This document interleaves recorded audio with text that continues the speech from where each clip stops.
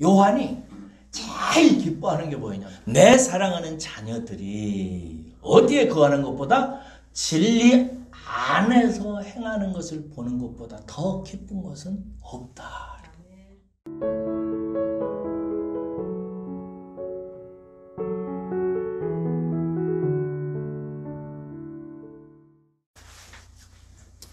여러분, 예수님께서 여러분들을 사랑하셔서 십자가에 달려서 당신의 몸을 우리에게 주셨습니다. 예수님이 우리를 위해서 십자가에서 당신의 몸을 내어주시면서 예수님 가슴에 품었던 그 뜨거운 사랑과 여러분들을 향한 기대와 여러분들을 바라보는 소망이 어떤 것이었을 거라고 여러분들은 생각하십니까? 여러분들 이 예수님의 불타는 사랑과 여러분들을 향한 간절한 소망을 정말 잊으시면 안 됩니다. 꼭 알아야 되고 꼭 깨달아야 되고 예수님이 자기의 피를 흘리시면서까지 우리에게 허락하신 그 사랑의 열매를 여러분들이 꼭 맺으셔야 됩니다. 오늘 본문 말씀은 그 예수님 가슴에 있었던 그 열망이 잘 표현된 말씀입니다. 특별히 32절 말씀이 저는 가슴에 잘 담겨져 있습니다. 주님은 우리들을 보시면서 너희들은 진리를 알아야 된다. 꼭 진리를 알아야 된다. 왜냐하면 진리를 알아야 너희들이 자유롭게 되기 때문이라는 것입니다. 예수님의 눈에 볼 때는 우리들이 꽁꽁 묶여 있는 자들과 같아요. 예수님 눈에 볼 때는 우리들이 하나님이 당신의 형상으로 지음을 받은 인격적인 형상으로 지음을 받았는데 그 인격적으로 지어진 우리들이 그 인격의 세 가지 작용, 생각하고 느끼고 결정해서 행동하는 그 인격적인 행위로 우리들 스스로를 죄와 사망 안에 꽁꽁 묶어놓고 살아요. 그래서 예수님께서는 그것을 풀어놓으시기를 원하시는 거예요. 그래서 우리가 지성적으로 생각하고 우리가 감성적으로 판단을 하거나 느끼고 의지적으로 행동하는 것이 하나님께서 주신 천부 인권의 그 자유, 하나님처럼 마음껏 당신의 뜻을 펼칠 수 있는 그 자유, 그 자유에 걸맞는 참된 자유인이 되기를 주님께서는 원하십니다. 여러분들은 참된 자유인이 되셨습니까? 참된 자유인이 되려면 진리를 알아야 됩니다. 진리가 우리를 풀어놓습니다. 진리가 우리를 인격적인 바른 삶을 살게 하고 진리가 우리를 바르게 생각하고 바르게 느끼게 하고 바르게 행동하게 해서 하나님의 형상으로 지음받은 인격의 열매를 맺게 하고 그 인격의 열매를 통해서 하나님의 하나님다우심이 나타나서 하나님께 영광이 되고 우리 자신의 존재의 의미와 열매가 되게 됩니다. 그래서 반드시 진리를 알아야 돼요. 진리를 모르고 그냥 자기 멋대로 생각하는 사람은 그냥 사탄의 열매만 맺을 뿐입니다. 꼭 진리를 알아야 돼요. 그러면 진리를 아는 길은 뭔가? 참된 제자의 길을 가는 것입니다. 참된 제자의 길을 가지 않으면 진리를 다 깨달을 수가 없습니다. 그 사람이 나는 정말 예수님의 길을 뒤따라가야 되겠다. 제자는 스승의 길을 가는 사람이잖아요. 스승의 생각을 배우고 스승으로부터 삶의 원리를 체득해서 스승이 가르쳐준 그 길을 가는 사람이잖아요. 그래서 참된 자유자가 되기 위해서 진리를 알아야 되는데 진리를 알려면 참 제자가 되어야 됩니다. 그런데 참 제자가 된다는 것은 무엇인가? 여기 본문 말씀 한 구절에 주목해야 됩니다. 오늘 본문 말씀에 보면은 예수께서 자기를 믿는 유대인들에게 말씀하세요. 예수 믿는 사람들에게 얘기하는 거예요.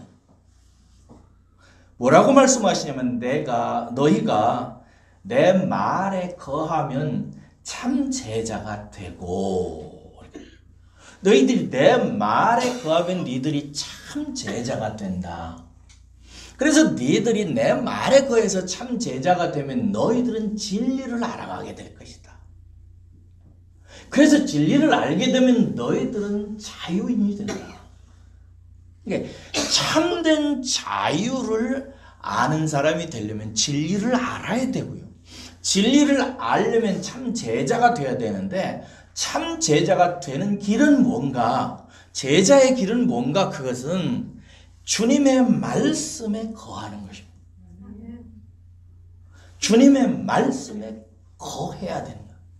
그럼 여기서 거한다는 말이 무슨 뜻인가? 쉬운 말이지만 정말 중요한 말입니다. 거한다는 말은 머물러 있는다는 뜻입니다. 1차적으로. 머물러 있어요. 지속적으로 어떤 상태에 계속해서 있는 거예요. 그가 잠을 자든 책을 보든 일을 하든 뭘 하든 그의 어떤 인격적인 행위가 지속적으로 어떤 상태에 있는 것을 말해요. 그런데 어디에 거한다고 되어 있어요? 내 말에 거하면. 예수님의 말씀, 또 예수님을 통해서 나타난 말씀에 지속적으로 우리의 인격이 머물러 있으면, 이런 뜻입니다. 그냥 생각만 머물러 있다고 제가 표현하지 않죠? 하나님의 말씀, 예수님께서 가르쳐 주신 말씀에 지속적으로 우리의 인격이 생각하고 판단하고 행동하는 이것이 지속적으로 머물러 있으면, 계속해서 그 상태를 유지하면 너희가 참 제자가 된다. 이렇게 되어 있어요. 이 인격이 지속적으로 예수님의 말씀에 머물러 있다는 이 말을 정리하기 위해서 제가 수많은 책들을 살펴보고 정리를 했어요. 두 가지로 딱 요약이 돼요. 첫째는 뭐냐면 말씀을 지속적으로 읽고 묵상하는 것이 첫 번째. 예수님의 말에 거한다는 것은 그 예수님을 통해서 나타난 하나님의 말씀을 지속적으로 읽고 묵상하는 거예요. 두 번째는 뭐냐면 그 말씀대로 살고 지속적으로 순종하는 것을 말해요. 두 가지로 요약이 된다고. 내 인격이 주의 말씀 안에 머물러 있다는 것은 첫째는 지속적으로 하나님의 말씀을 읽으면서 묵상하는 상태로 계속해서 살아가는 것을 말해요. 두 번째는 뭐냐면 그렇게 머리만 생각하고 묵상하고 아는 것이 아니라 지속적으로 그 말씀에 순종하기를 힘쓰면서 그 말씀을 따라 계속해서 살아가는 것을 말해요.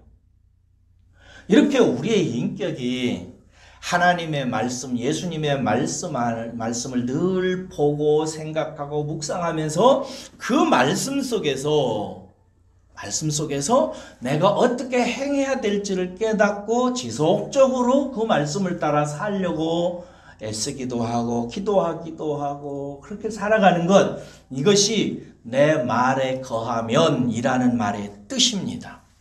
이렇게 예수님의 말씀을 묵상하고 그 말씀을 따라서 사는 이 사람이 참 제자라 이거예요. 이 참 제자가 알게 되는 게 있는데 진리라 이거예요. 그리고 이 진리를 알게 되면 그 사람은 진짜 자유인이 된다. 결국 참된 자유는 진리를 깨닫는 자고, 진리를 깨달은 사람은 제자의 길을 가는 사람이고, 참 제자는 어떤 사람인가? 하나님의 말씀을 늘 읽고 묵상하고 그 말씀을 따라서 순종하면서 살려고 하는 사람이에요. 그 길을 세상에 누가 뭐라고 하든지 무슨 특별한 환경과 여건이 따르든지 안 따르든지 지속적으로 묵묵히 그 길을 걸어가다 보면 그 사람이 참 제자가 되어지고 가기 시작하고 그 사람은 성경을 통해서 우리에게 알려주려고 하는 진리를 깨달아가기 시작하는 거예요. 그리고 그는 결국 진정한 자유인이 되어서 하나님이 창조하신 그대로 자기의 인격적 형상을 가지고 자유롭게 하나님의 영광을 나타내는 사람이 된다는 그런 뜻입니다. 저는 성도님들을 보면서 좋은 얘기는 뒤에서 하고 조금 아쉬운 부분이 있어요. 그것이 뭐냐면 자기 자신이 행복하고 잘되고 정말 뭐해도 묶이지 않고 참된 자연이 되기를 다 원해요. 그런데 아쉬운 부분이 있는데 그게 뭐냐면 말씀을 가까이 하지 않는 분들이 계세요. 안 읽어요, 잘. 묵상을 하라고 하는데 시편 1편에 복 있는 사람은 아슈레의 사람은 주야로 하나님의 말씀을 즐거워해서 묵상하는 자라고 그 사람이 형통한다고 라고 분명히 되어 있다고요. 근데 말씀을 그렇게 별로 안 좋아해요. 그러면 그 사람은 무슨 일이 벌어지냐면요, 생각이 바뀌지를 않아요. 그 전에 좋아하던 거 그대로 좋아하고요, 그 전에 인생의 목표 그대로 평생 가지고 삽니다. 그리고 그 전에 알던 조상들로부터 받았던 생각들과 삶의 필요를 통해서 체득한 자기 나름대로의 철학을 가지고 살아가요. 그러다가 결정적인 엉뚱한 짓을 합니다.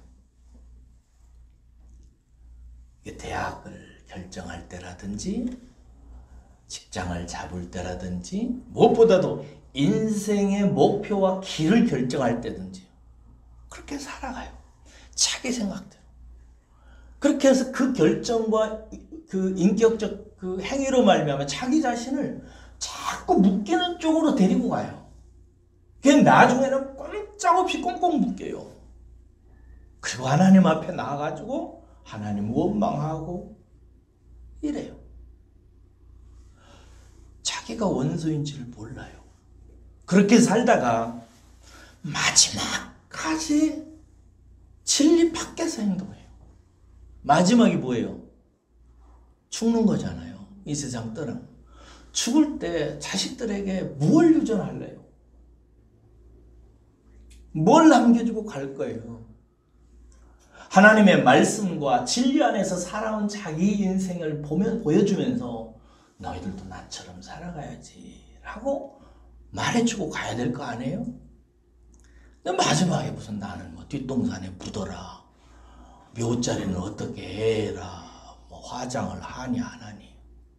여러분, 제가 아쉬운 것이요, 가족이 죽으면 그 시체를 엄청난 돈을 들여서 행사를 하고 무덤을 만들고 뭘 세우고 나중에 때만 되면 거기 가서 절을 하고 엉뚱한 짓을 해요. 성도들 중에도 그 죽은 시신을 뭐 그렇게 중요하게 다루어요? 저는 우리 자언이랑한테 제가 이미 유언을 했어요. 그거에 관한 하는. 그 뭐라고 얘기했냐면, 네 아버지가 죽거든 내가 죽거든 절대로 아무것도 남기지 마라. 다 그냥 화장해라. 태워라. 그리고 뼈 하나 가루 하나 남기고 가져오지 마라. 그냥 거기서 끝내라. 니들이 기억해야 하고 기념해야 될 것은 아빠가 일평생 너희들에게 한 설교, 아빠가 너희들에게 보여준 인생의 교훈이고 본이다.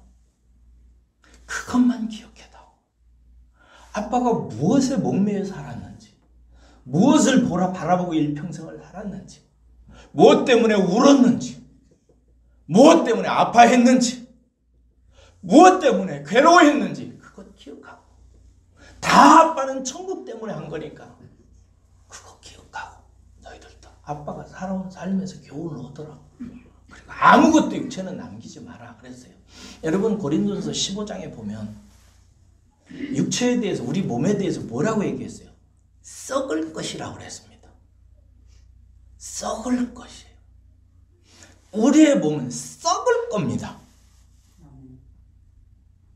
이 말의 의미를 알겠어요. 썩을 거예요. 아무 소용없는 것입니다. 다 흙으로 돌아가요. 근데 왜 그걸 기념해요? 그걸 뭘 그렇게 막 담아가지고 막 관에다 넣어가지고 난리를 쳐요. 정말 진리를 믿는 거예요? 주님께서 뭐라고 그랬어요? 죽은 자는 죽은 자로 장사하게 해라고 그랬어요. 그건 죽은 자들이 하는 일들이에요. 죽는다는 뜻 제가 가르쳤죠. 하나님과 상관없는 사람들, 천국과 상관없는 사람들, 영원한 저주와 멸망과는 완전히 끊어져서, 아니 멸망 거꾸로 얘기하네. 생명과는 완전히 끊어져서 하나님과 끊어져 버린 사람들, 죽은 사람들이 하는 일들이에요. 그런 것들은. 근데 왜 죽은 사람들이 하는 일을 살아있는 우리가 해야 돼요? 우리는 산 사람입니다. 할렐루야. 산 사람이에요. 산 사람은 영원히 사는 것과 관련된 일을 해야 돼요. 그러시기를 주의 이름으로 축원합니다. 왜 그러느냐? 진리를 몰라서 그런 거예요. 썩을 교훈에 꽁꽁 묶여서 살아요. 진리를 알아야 돼요.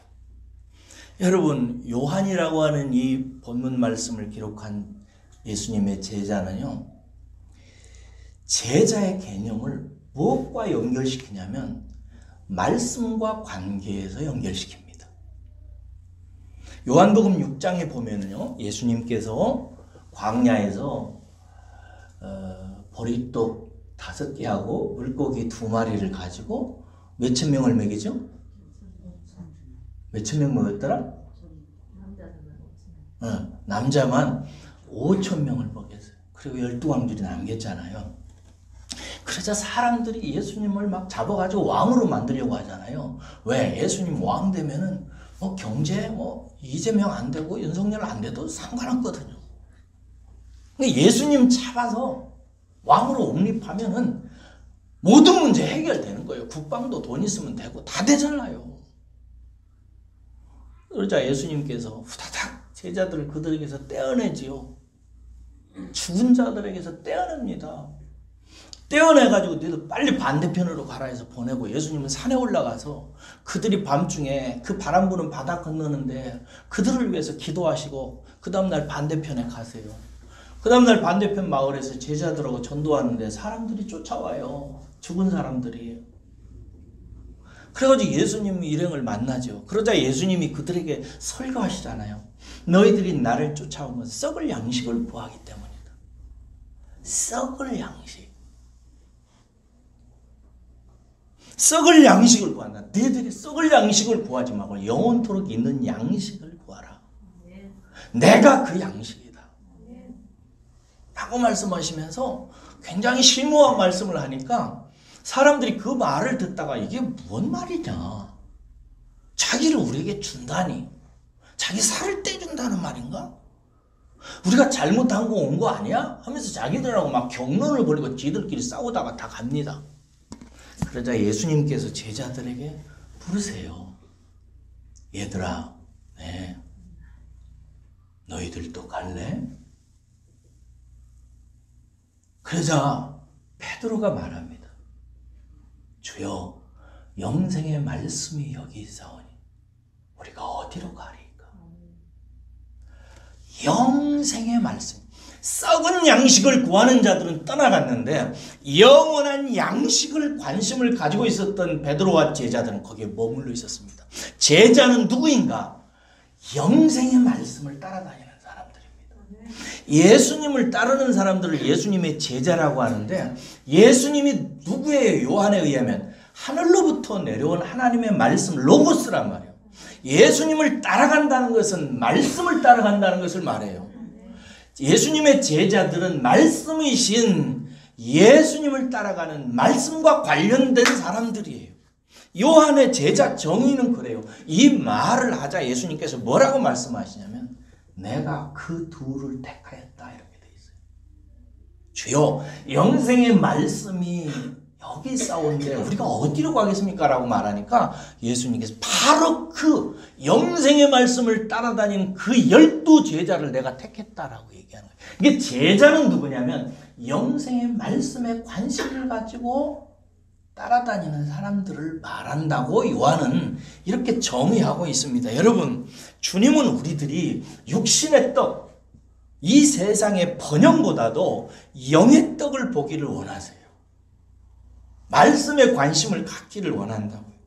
그래서 누구나 처음 예수를 믿고 이렇게 신앙생활을 시작할 때는 눈이 안 열렸으니까 모르지요. 그러니까 세상에서 돈 잘 벌고 자식 대학 가고 건강하고 사업 잘 되고 이런 거 꿈꾸지요. 그래가지고 기도 제목마다 그런 거 내놓고 그런 거 관심 갖고 그거 잘 되기를 원하죠. 근데 여러분들께 정말 부탁합니다. 빨리 진리를 알아서 그런 것에 묶이면 안 돼요. 돈이 여러분들의 영혼을 묶는 줄이에요. 성공, 출세, 직장에서 평안하고 잘되고 번영하는 그 삶의 가치와 그 철학이 여러분들의 영혼을 꼭꼭 묶어놓고 있다고요.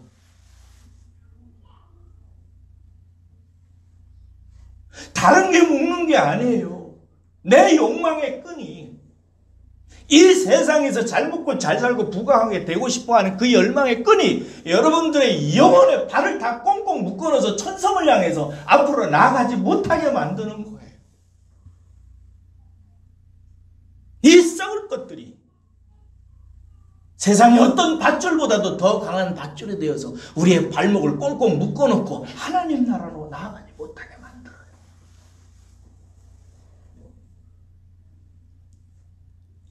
제자는 누구인가? 하나님의 말씀에 관심을 갖는 사람이에요. 하나님의 말씀에 관심을 갖기 시작하면 진리를 들어요. 진리를 들으면서 내가 어디에 묶여 있는지를 안다고. 무엇이 나를 정말 올가매고 있는지, 무엇이 나를 하나님의 영광을 나타내는 사람의 길로 가는 발목을 붙잡고 있는지를 알기 시작해요. 진리로 그것을 끊어내는 것입니다. 성령의 칼이 그것을 끊어버리는 거예요. 그래서 진리를 알아야 자유케 되는 길로 갈 수 있어요. 제자는 그래서 요한에 의하면 말씀과의 관계에서 나오는 정의입니다. 그래서 다음으로 저자 요한은요, 제자를 최종적으로 어떻게 정의하냐면 말씀으로 열매를 맺는 사람으로 정의를 해요. 그러니까 말씀을 따라다니면서 지속적으로 말씀을 읽고 이해하고 깨달으면서 그 말씀을 통해서 계명을 발견하고 그 계명을 행함으로 말미암아 사랑의 열매를 맺는 사람, 이 사람이 진짜 제자로 인정된다는 예수님의 말씀을 기록하여 요한복음 13장에 나중에 가보세요. 이런 말씀이 있어요.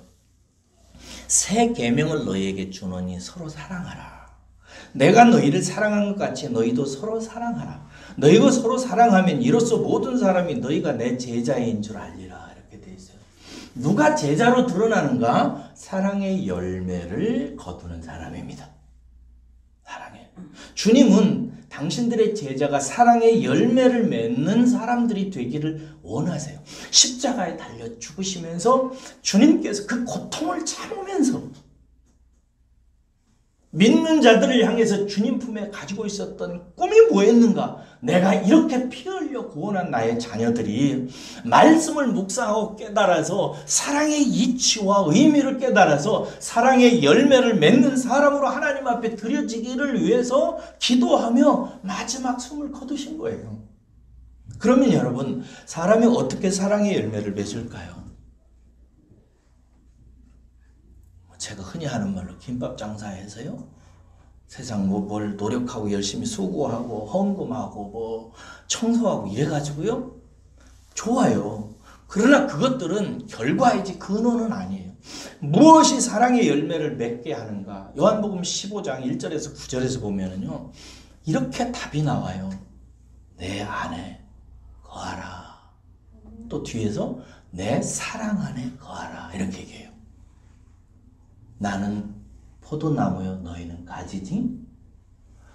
내 안에 붙어 있지 않으면 아무것도 할 수 없느니라.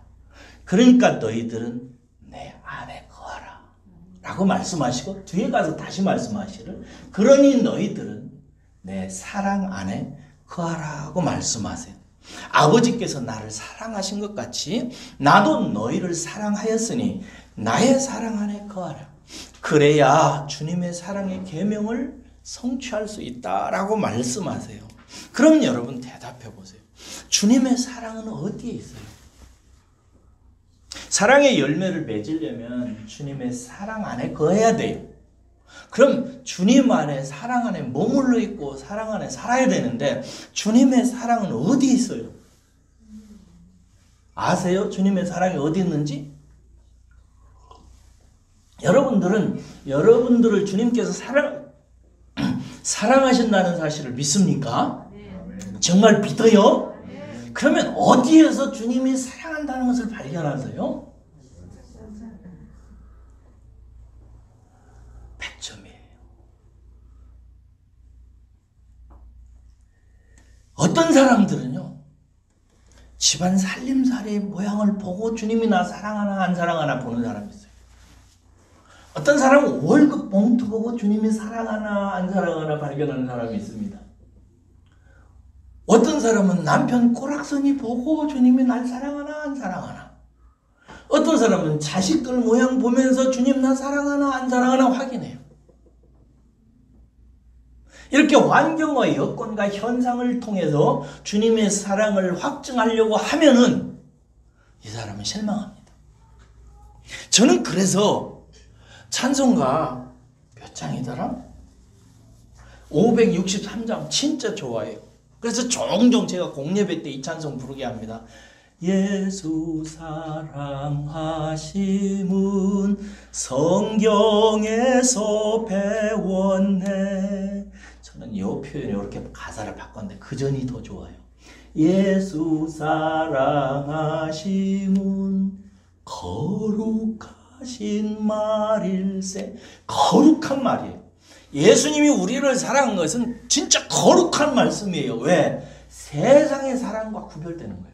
세상의 사랑, 어떤 사랑도 예수님이 나를 사랑하신 사랑과 비교할 수 없는 사랑이에요. 그래서 거룩한 사랑이에요.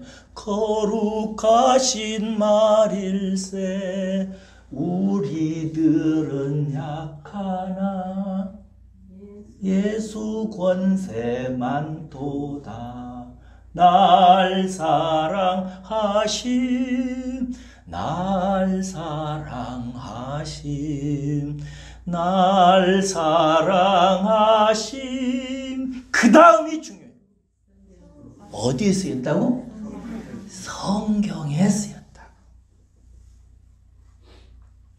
예수님이 나를 사랑하신 것은 성경에 쓰여 있어요.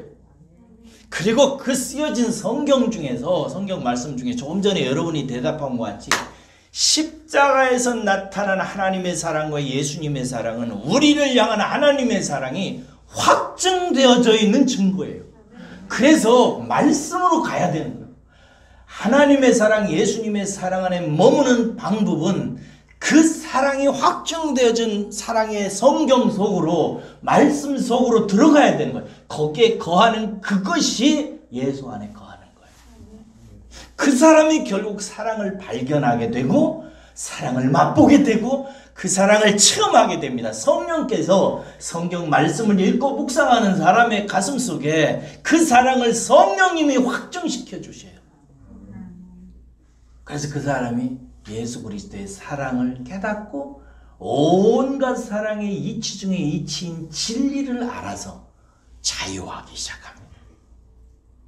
그렇게 되는 거예요. 그래서 저는요, 그 그 요한 사도가 요한일서에서 이런 표현을 했습니다. 나는 내 사랑하는 자녀들이 진리 안에서 행한다 하는 말을 듣는 것보다 더 기쁜 것은 없도다. 요한이 제일 기뻐하는 게 뭐냐면 내 사랑하는 자녀들이, 자기 자녀래. 자기가 복음으로 나왔기 때문에 그렇게 표현하죠. 내 사랑하는 자녀들이 어디에 거하는 것보다 진리 안에서 행하는 것을 보는 것보다 더 기쁜 것은 없다. 저도 여러분, 제가 목회를 하면서 내 사랑하는 자녀들이 믿어지나? 제 성도들이, 제가 섬기는 여러분들이 사랑 안에서 행하는 것을 보거나 들을 때 제일 기쁩니다. 그리고 제일 그런 소식을 다른 데 들을 때 부러워요. 한 번은 제가 오카노 목사님이 간증하시는데 자기 인생에 가장 기뻤던 순간을 간증하시더라고요. 크리스마스 이브 날이었대요. 그래서 크리스마스 이브 이제 예배를 드리고 나서 다 각자 이제 흩어져 가서 크리스마스 이브를 즐기라고 보내놓고 옥무사님이 혼자 이렇게 기도하는데 한 가정이 떠오르더래요. 그 가정은 아버지가 없고 엄마하고 애들이 2명인가 3명인가 그렇게 지내는 반지하 같은 집에서 지내는 그런 집에서 지내는 가난한 가족이었대요. 그래서 크리스마스는 이브 날 당신은 할 일이 없어가지고 그 집을 한번 찾아가 봐야 되겠다. 참 훌륭한 목사님이죠. 그래가지고 그 반지하에 살고 있는 그 가정을 찾아가신 거예요. 찾아갔는데 그 집 가까이 가서 이렇게 보니까 그 집이 시끌벅적하더래요. 그래가지고 사람들이 이렇게 많나? 가족들이 왔나? 이렇게 봤더니 여러분 반지하가 이렇게 반절은 창이 위에 올라있고 방은 아래쪽에 있잖아요. 그래서 창을 통해서 이렇게 들여다봤대요. 그랬더니 세상에 그 가정과 함께 묶여져 있는 한 그룹이 되어 있는 제자 식구들이, 교회 제자반 그 제자들 식구들이 그 밤에 그 가정에 다 모여서 그 가정 안에서 함께 놀고 찬송 부르면서 게임하고 있더래요. 오카노 목사님이 너무 기쁘더라고요. 야, 내가 일평생 제자 훈련이라는 걸 해왔는데 내가 제자들을 보는구나. 보통 다른 세상 사람들은 다 자기 가족들하고 케이크 자르고 선물 교환하고 다 자기 가족들하고 삽니다.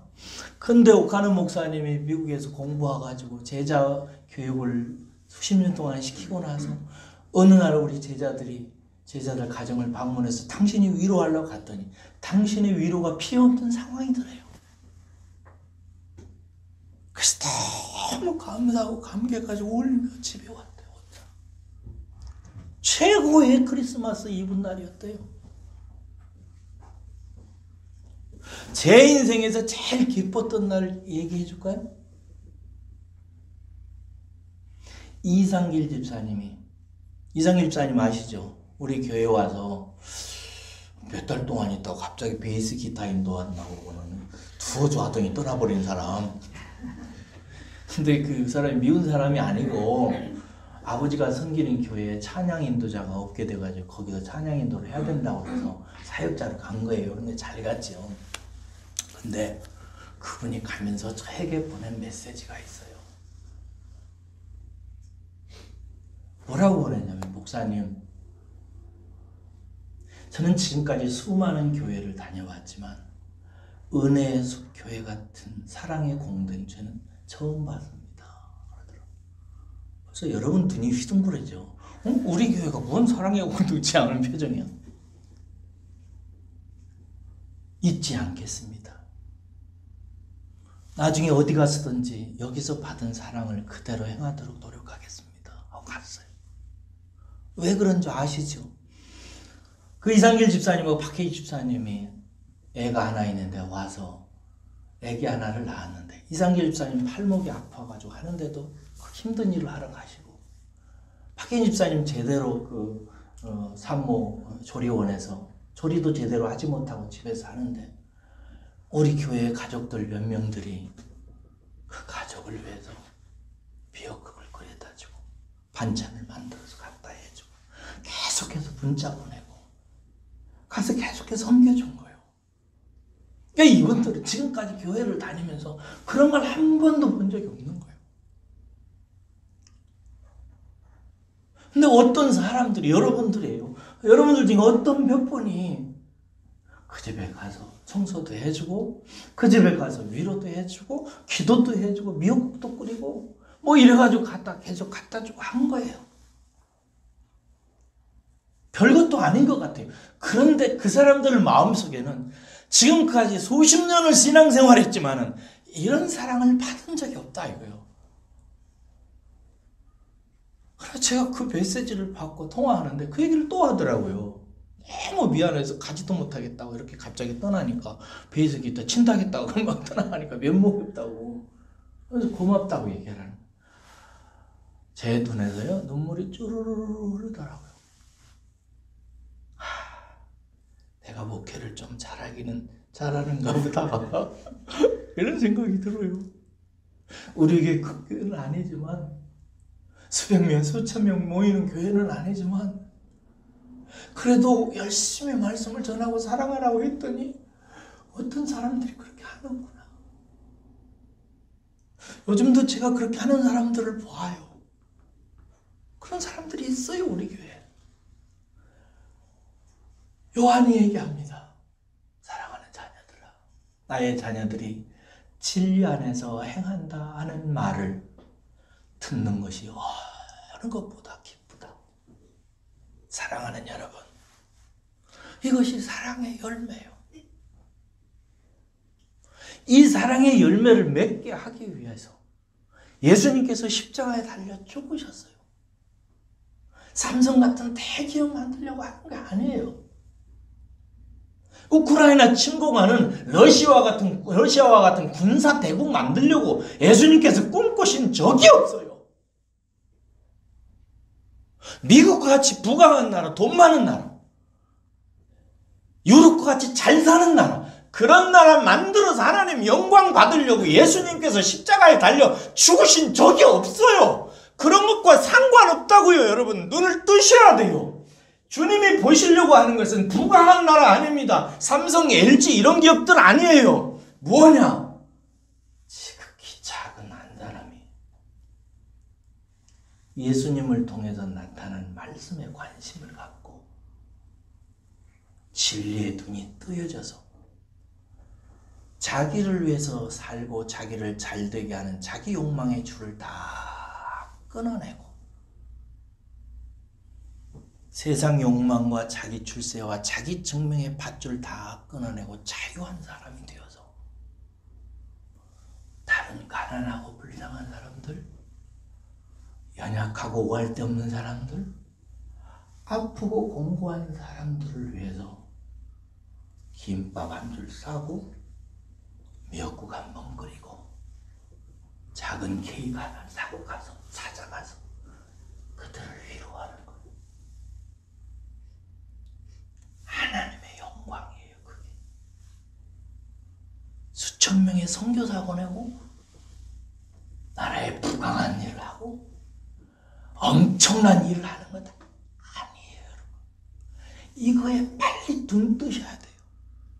진정한 하나님의 영광은 예수님이 전혀 쓸모없는 인생을 위해서 그들을 살리기 위해서 자기 몸을 버리셨어요. 여러분, 하나님에게 있어서 예수님처럼 귀한 존재는 없어요. 세상 지구 땅을 수만 수천 개 치우고 그 속에 수많은 사람들을 다 산다고 해도 그 모든 생명보다 예수님 한 생명은 하나님에게 있어서 비교할 수 없는 가치예요. 그런데 하나님이 그 예수님을 세상에 보내셔서 지옥의 불쏘시개가 되어야 되는 인생들을 위해서 자기 몸을 버리게 하세요. 그래서 그 인생들을 구원하기 위해서 십자가에 달려 죽으시기 위해서 이 세상에 태어났을 때 하나님께서 천사들을 보내요. 내 영광을 봐라.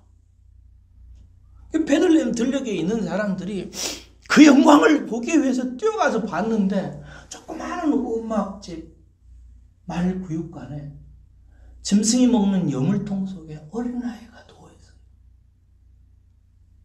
그것에 대해서 성경이 뭐라고 했냐면 하늘에는 하나님의 영광이요 땅에서는 기뻐하심을 입은 자들의 평강이라고. 하늘에서는 하나님의 영광을 받으세요. 내 귀한 아들이 세상의 불쏘시개도 돼도 조금도 아까울 것이 없는 인생들을 위해서 태어나서 세상의 말구유에 여물통 속에 누워있고 장차 십자가에 달려 죽으실 그 모습을 보면서 나중에 예수님이 세례요한에서 자기가 죄인들과 연합하는 세례받잖아요. 올라오잖아요. 올라올 때 하나님께서 뭐라고 그래요? 이는 내 사랑하고 사랑하는 아들이야. 영광을 받으세요. 그렇게 하나님께서 아들을 내어주세요. 근데 그 아들이 지극히 소용없는 가장 하나님의 영광에 큰 영광을 받고도 가장 부패해서 우상단지나 섬기고 있고 자기를 얽어매고 살아가는 하나님을 대적하는 그 인생들을 위해서 죽게 하세요. 하나님은 엄청 손해보신 것입니다. 그런데 여러분 하나님은 그 영광을 받으시고 하나님 당신의 영광을 가장 크게 선포하세요. 하나님이 우리를 통해서 거두시려고 하는 열매가 뭔지 아세요? 우리들이 예수 믿어서 죄와 사망에 얽어져 있는 것들 다 끊어낸 다음에 그 다음에 자기 스스로가 진리를 알아서 말씀을 자꾸 묵상해서 나를 묻고 있는 나를 정말 얽어매고 있는 것이 무엇인지를 발견해서 그것을 다 털어내게 하세요. 다 털어내게 하신 후에 자기 자신은 아무것도 걱정할 것이 없는 하나님의 아들과 딸이라는 사실을 발견하고 이제 남은 삶을 하나님의 영광을 위해서 살아야지라고 생각하고 지극히 작은 소자에게 냉수 한 그릇을 주고 자기의 오른뺨을 치는 자에게 왼뺨을 들이대며 오리를 가자고 하는 자에게 심리를 같이 가지고 겉옷을 달라고 하는 사람에게 속옷까지 내어주며 원수까지 사랑하고 지극히 작은 소자를 위해서 자기 자신을 드리는 거예요. 바치는 거예요. 주는 거예요. 큰 일을 할 때보다 작은 일을 할 때가 더 영광이 있어요. 깨달으시기를 축원합니다. 큰 데에다가 마음을 두지 마세요. 낮은 데에 두세요.